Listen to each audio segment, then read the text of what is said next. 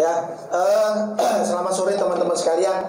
Ini tahun 2000 tidak terasa kita sudah sampai pada bulan April atau bulan keempat dari tahun 2022. Di mana 2024 itu pesta demokrasi besar.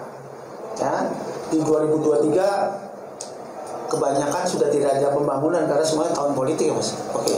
Ya mungkin. Iya dong. Sampai gimana mau lo? Nah, kemudian di tahun 2022 inilah semuanya akan berkumpul menjadi satu. Nggak tahu jadi bom juga bisa, jadi saluran mampet juga bisa, meledak juga bisa. Nah, sore ini pada bulan tahun ini juga banyak kepala daerah yang sudah selesai masa jabatannya. Dan konon kabarnya akan diganti dengan PNS tingkat pratama. Saya nggak ngerti kalau Jogja itu nanti dari mana gitu.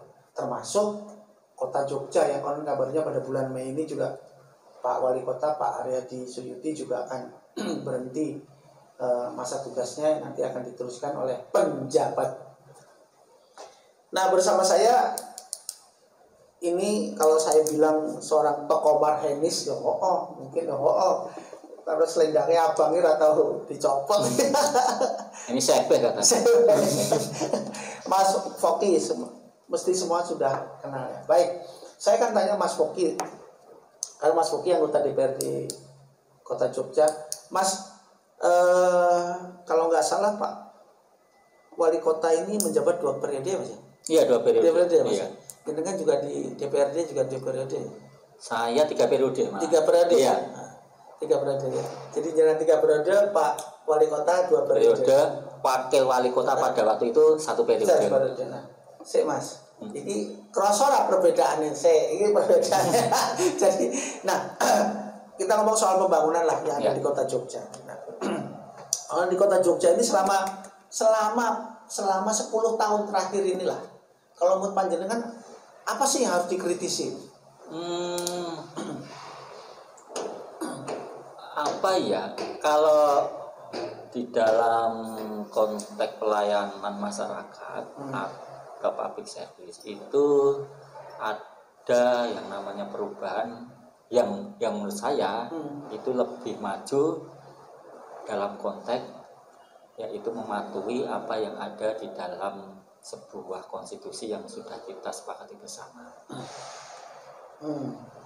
Nah, di mananya? Nah, satu itu bahwa sebelum ada integrasi ke BPJS Kesehatan, maka seluruh warga Kota Yogyakarta ini melalui program Jamkesda yang waktu itu di tahun 2012 diluncurkan oleh duet Pak Haryadi dan Pak Imam Priyono waktu itu sudah mencakup semuanya.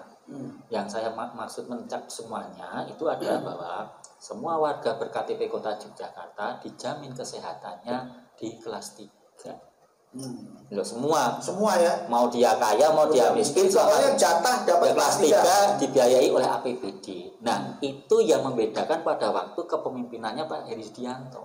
Nah, waktu kepemimpinannya Pak Heri Sudianto itu jaminan kesehatan hanya untuk kelas-kelas tertentu, ya toh, tokoh-tokoh masyarakat, lalu misalnya PNS, lalu itu apa namanya tokoh-tokoh yang menjabat di wilayah, misalnya RT, RW, lalu PKK dan sebagainya, yang gitu, yang artinya bahwa ada kelas-kelas tertentu yang tidak mendapat jaminan kesehatan daerah.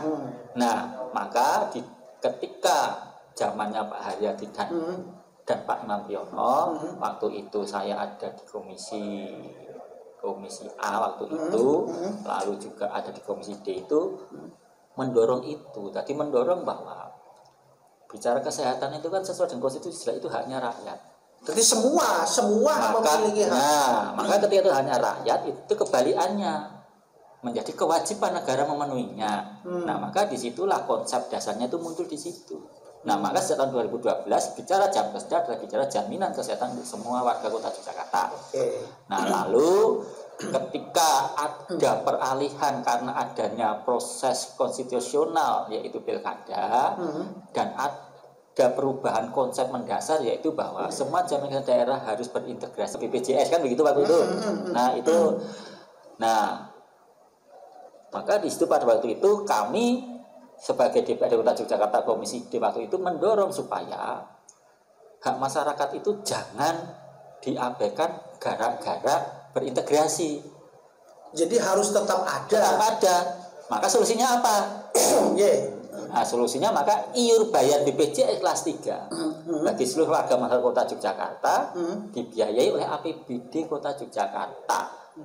Nah, programnya namanya PDPD, yaitu PDPD itu penduduk daerah didaftarkan pemerintah daerah. Atau entah dia kaya entah dia miskin, kalau mau BPJS kelas 3 iur bayarnya dibiayai oleh APBD. Nah, maka ketika waktu itu ada ontran-ontran atau gejolak akibat kenaikan iur bayar BPJS kelas 3, kelas 2, kelas 1 itu kan naik pada waktu itu. Ya toh, semua ada ribut. Ya toh, tapi Kota Yogyakarta tidak ribut. Aman. Aman soalnya apa? Dibiayai APBD. Oke. Tuh. Jadi BPJS-nya untuk warga Kota Jogja dibayari oleh APBD. Tapi untuk yang sampai dengan kelas 3. Hanya kelas 3. Itu. Nah, lalu bicara pendidikan itu juga ada kemajuan. Ya toh, semua siswa yang waktu itu masih kewenangan kota SD sampai SMA itu biaya APBD free yang negeri. Nah, tapi semenjak adanya undang-undang yang namanya pembagian keuangan itu, ketika SMA masuk ke DIY kewenangannya, nah kita hanya bisa membiayai sampai tingkat SMP itu gratis. Gratis bahasa saya sebenarnya ketika saya melakukan sosialisasi itu kan gratis, tapi itu dibiayai oleh APBD. Tuh, ya, sampai SMP. Nah, yang SMA gimana? Nah, karena kaitannya dengan kewenangan dan itu sudah merupakan keputusan Mahkamah Konstitusi, yaitu ketika Pemkot Surabaya di bawah Wali Kota Putri Risma Hari pada waktu itu kan menggugat ke Mahkamah Konstitusi kaitannya dengan itu. Nah, tetapi kan kalah. Nah, maka untuk SMA kita melepas atau dikembalikan kepada provinsi kaitan kewenangan gitu. Tetapi kita masih bisa melakukan intervensi di mana? Kalau ada anak SMA yang sebelum ujian akhir kekurangan biaya, kita bisa mengcover, APBD kita bisa mengcover. Masih bisa itu ya? Masih bisa. Ya, tapi itu sebelum ujian akhir. Sebelum ujian akhir. Baik, Mas. Ini menjadi sangat luar biasa bagi prestasi kebijakan-kebijakan publik untuk warga Kota Jogja. Nah, Mas, lepas dari itu, tentu saja kan ada banyak hal yang juga menjadi PR pemerintah kota sampai saat ini. Yang pertama tuh saya waktu itu pernah ada ontran PBB naikkan gitu ya Mas, kalau nggak salah. PBB dinaikkan gitu dan segala macam. Terus itu berdasarkan apa sih Mas? Nah, waktu itu saya kurang ngerti. Ya, tetapi ketika PBB naik sampai 120%, bahkan ada yang 200%, itu kita sebagai lembaga wakil rakyat waktu itu langsung melakukan reaksi. Ya toh. Reaksi dan kita menolak keras itu. Nah, akhirnya perjuangan kita berhasil, PBB itu kembali ke titik semula. Nah, waktu itu alibi yang dikemukakan itu karena menyesuaikan dengan perda yang baru. Nah, maka di situ kalau memang mau menyesuaikan yang perda, ya sudah, yang namanya perdanya dirubah saja. Perdanya yang dirubah. Iya, perdanya dirubah. Itu jangan rakyatnya yang dikenai. Nah, maka win-win solusinya perdanya yang dirubah. Dan bisa berubah. Bisa berubah ya? Iya, seperti Kasatria Baja Hitam. Berubah. UMKM naik kelas. Mas Moki, ini saya mau mulai merembet sedikit begini. Jadi artinya ada beberapa kasus yang menonjol semasa pemerintahannya, kepemimpinannya Pak Haryadi lah wali kota yang sekarang itu. Yang kemarin kalau tadi ontran-ontran PBB ada, kemudian ontran-ontran Bank Jogja itu loh Mas. Kasus Bank Jogja itu sebetulnya posisi pemerintah daerah, kemudian sekarang penyelesaiannya seperti apa itu gimana Mas Bobi?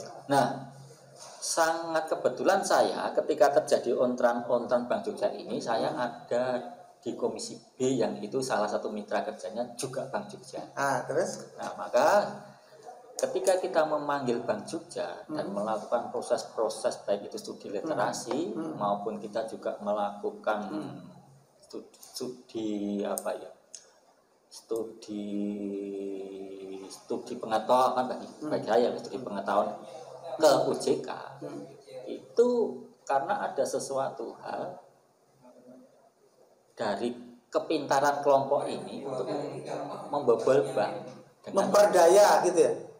Kalau saya itu membobol bank, nah dan sebenarnya korbannya bukannya Bank Jogja. Korbannya ada Bank Jogja, ada salah satu BPR swasta, lalu juga ada satu bank daerah di Kabupaten Magelang, bahkan BPD pun juga kebobolan. Nah,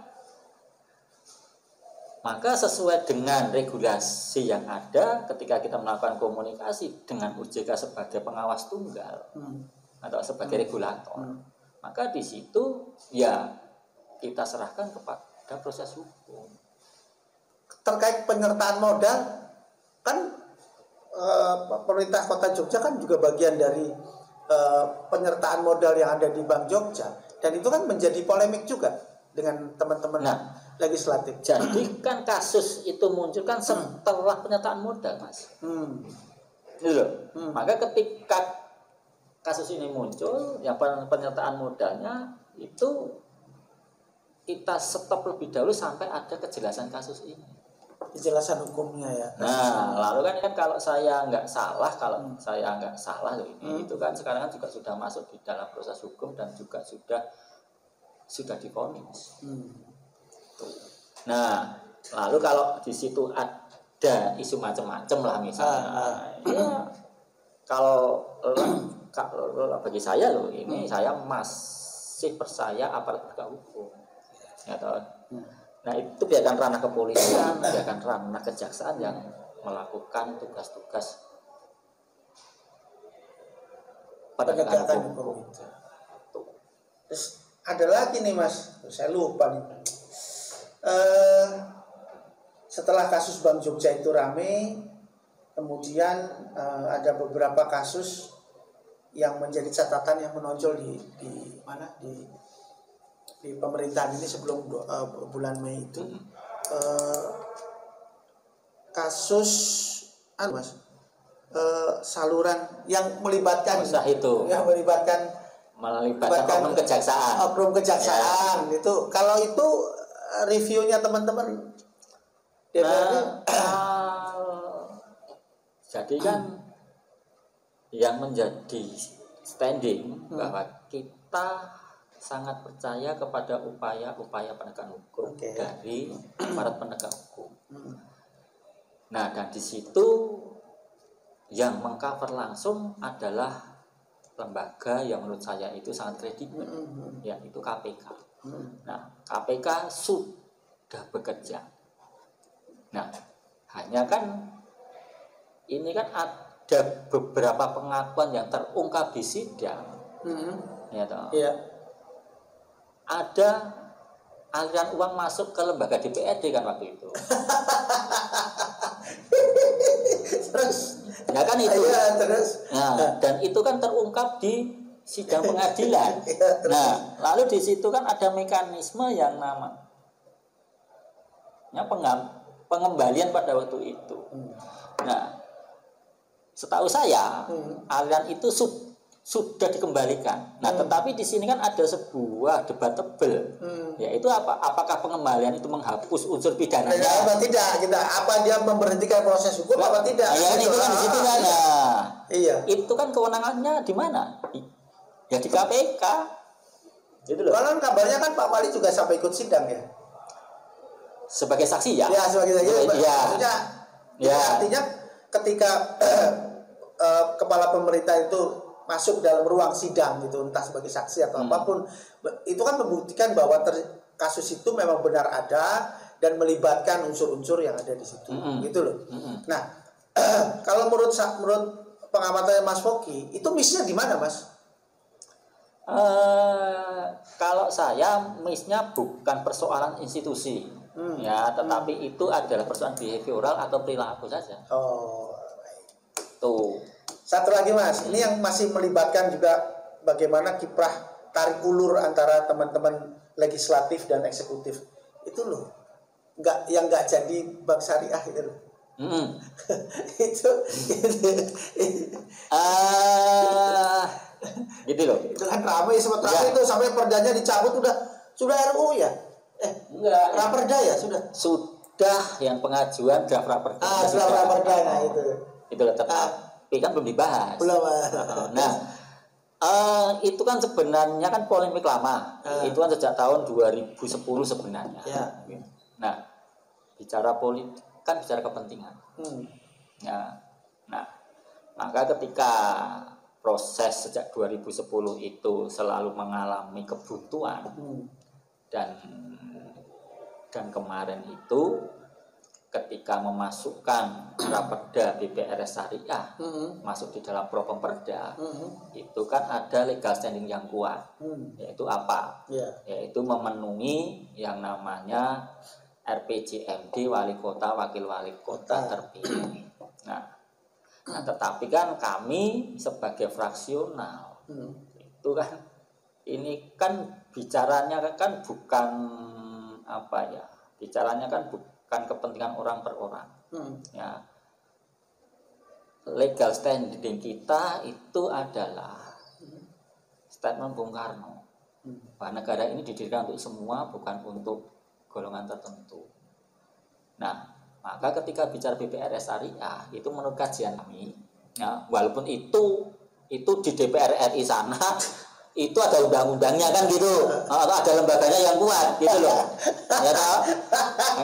Ya kan, tetapi dalam konteks lokal kami Kota Jogja, kami ini beranggapan bahwa itu hanya melayani sekelompok orang saja. Oh gitu ya. Itu loh. Nah, maka kita melakukan berbagai macam ya usaha, bahasa kami strategi politik ya, atau supaya itu tidak menjadi produk hukum. Akhirnya tidak menjadi produk hukum. Iya. Ya, tetapi kalau itu menjadi kegiatan silakan. Tapi bukan produk hukum ya? Iya, tetapi bukan produk hukum karena hukum sifatnya harus universal. Ya, yang perda kan masuk di dalam susunan produk hukum. Masuk lembaran negara ya? Iya. Ya, sesuai dengan Undang-Undang Nomor 12 tentang pembentukan produk hukum, jelas bahwa perda itu produk hukum. Nah, maka ketika produk hukum ini hanya mengayomi atau walaupun mungkin mayoritas, tapi kan kita kan sebenarnya tidak mengenal konsep mayoritas minoritas, ya. Negara kita kan negara gotong royong. Jadi kemaslahatan bagi umat banyak ya, bukan pada satu golongan tertentu. Walaupun mayoritas ya. Oh, ya, siap. Walaupun mayoritas. Nah, itu. Dan alhamdulillah perjuangan kita berhasil. Oke, nggak jadi itu coba terapi. Ya. Baik, Mas Foky, nggak terasa ini udah hampir 30 menit Mas. Ini yang terakhir nih Mas. Jadi bukan yang terakhir ya. Saya dengar kemarin Mas Foky kalau nggak salah statement soal emang bener Mas ada korupsi di Kota Jogja?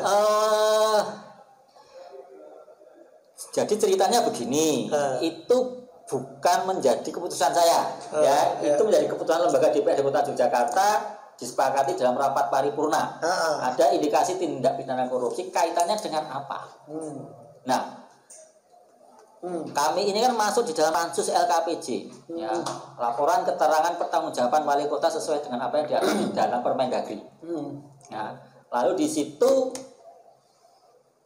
dasarnya kita membahas ini itu ada beberapa sumber. Satu adalah keterangan wali kota, ya toh. Yang kedua LHP BPK. Ya. Yang ketiga adalah laporan dari masyarakat. Ya. Yang keempat adalah studi literasi yang kami lakukan. Nah, ini kan ada data primer, ada data sekunder, ya toh, yang semuanya kita mintakan kejelasan dan penjelasan dari eksekutif. Nah, ada satu yang itu sebenarnya laporan dari masyarakat, Mas. Laporan dari masyarakat. Laporan dari masyarakat bahwa ada program kajian pembangunan integrasi wilayah, dalam tanda kurung master plan wilayah. Oh, ada program master plan wilayah. Master plan wilayah dalam terus? bentuk kajian. Master plan wilayah, ya. Itu kan nempelnya di nomenklaturnya di mana? Di dalam RAK. Jadi itu kegiatan dan duitnya ada di mana sih? Ya, oke. Nah, di situ ketika kita rapat, di situ sangat jelas bahwa Bapeda menyatakan, Bapeda kota ya. Kota menyatakan bahwa itu anggarannya dan tidak ada di kecamatan atau kemantren. Oh, masuk di anggaran kecamatan atau kemantren. Nah, duit itu masuknya di doknya di mana? Dalam APBD perubahan ternyata. APBD perubahan 2021. Oke. Nah, lalu itu untuk semua kecamatan? Iya. Oh ya. Berarti ada 14 kecamatan. Ada 14 kecamatan, 45 kelurahan. Oke, 14 kecamatan. Nilai nominalnya berapa? Kan gitu. Wah, itu beda-beda Pak Fogi. Maksudnya? Nah, beda-beda itu tergantung jumlah kelurahannya. Oke. Nah, satu kelurahan itu berapa anggarannya? 30 juta. 30 juta satu kelurahan. Satu kelurahan. Oke, ya berarti 30 juta kali 45. Dikalikan 45. Ya kan? Wih, oke loh, Mas. Itu 1,1. Nah, kalau 10 kelurahan wis 300 juta loh, Mas.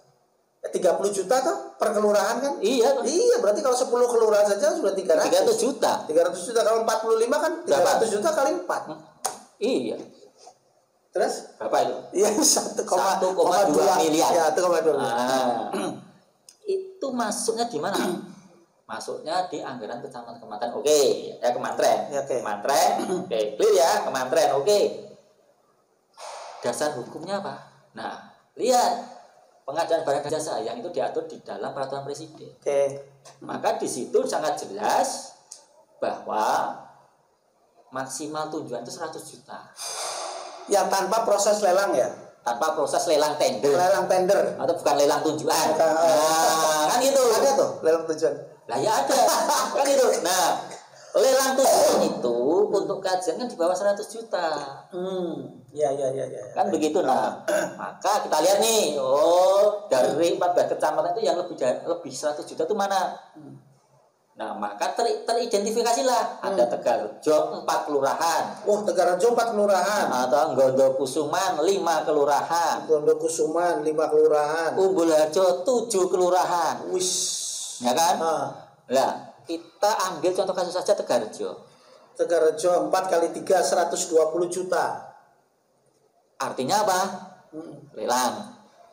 Ya, lebih dari 100 ya. Lebih 100 kan lelang artinya. Tetapi itu tidak dilakukan. Itu dipecah-pecah di masing-masing kelurahan dengan pihak ketiganya lain-lain. Nah, ini cilaka ini. itu lawas itu. Iya. Nah, maka waktu itu saya menyampaikan di dalam rapat dengan tim eksekutif, jangan sampai adalah kasus pergolakan atau kedua dalam bentuk kajian. Pergolakan. Iya, pergolakan 400 juga. Pergolakan. Sama. Itu yang namanya perbedaan dari kasus karena dipecah-pecah.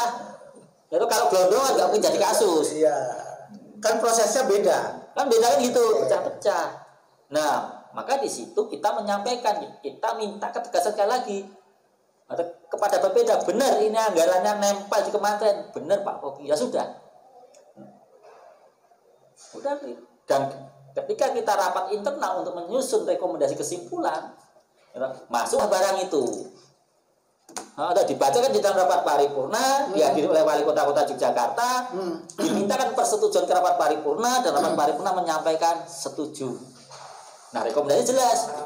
Loh, sebentar, kalau sudah setuju gitu, kesalahannya di mana? Setuju itu dalam konteks bahwa itu menjadi rekomendasi yang ditindaklanjuti oleh APH untuk meneliti itu. Satu itu ya toh. Yang kedua juga ada banyak kecamatan yang itu dipecah-pecah juga per kelurahan. Maksudnya? Misalnya Gedong Tengen ada 2 kelurahan ya. Oke, 2 kelurahan. Atau 60 juta. Itu kan tujuan juga. Tujuan. Ya, tapi kan logikanya itu kan harus dikerjakan pihak ketiganya kan satu Iya. satu nggak ada dua kelurahan. Iya. Ya toh? Tapi enggak. Ini itu sudah ditunjuk pihak ketiganya dua, nggak ada satu nih. Nah ini mungkin belum rezeki. Nah, dan itu yang harus juga diselidiki. Nah, begini Mas Foki, ini sudah paham nih, nanti bikin panas dingin orang-orang lagi. Pertanyaan, ini terus sekarang itu indikasinya apa? Korupsi kah atau apa, Mas? Maksudnya maladministrasi atau salah prosedur atau apa? Nah, kalau berkaca dari kasus minyak goreng, ya kan logika kejaksaan sekarang itu sudah naik tingkat. Ya toh? Itu ya kan? Korupsi itu bukan hanya merugikan keuangan negara, tapi mengacaukan perekonomian negara. Wow, gitu ya. Mengacaukan perekonomian negara sekarang masuk dalam kategori korupsi kan? Oke. Maka ditangkaplah dirjennya, kementerian kan gitu. Nah, ini kan mengacaukan yang namanya perekonomian daerah. Berarti masuk ke korupsi ya? Ini masuk dalam tanda petik frame korupsi ya? Satu itu. Dua, lah kan itu kan memperkaya. Siapa, Mas? Hah? Memperkaya siapa? Ya pihak ketiganya kan? Iya. Ya toh? Nanti selidiki lagi pihak ketiga mungkin ada cashback apa gitu. Lah ya. Pakai loh Mas, 1,2 triliun lebih. Ya, kalau 1,2 miliar itu baru 40 loh, yang 5 yang 5 1 second. Ya makanya itu. Ya toh, kalau 1,2 miliar misalnya itu buat program yang lain. Yang itu berkaitan dengan pembangkitan.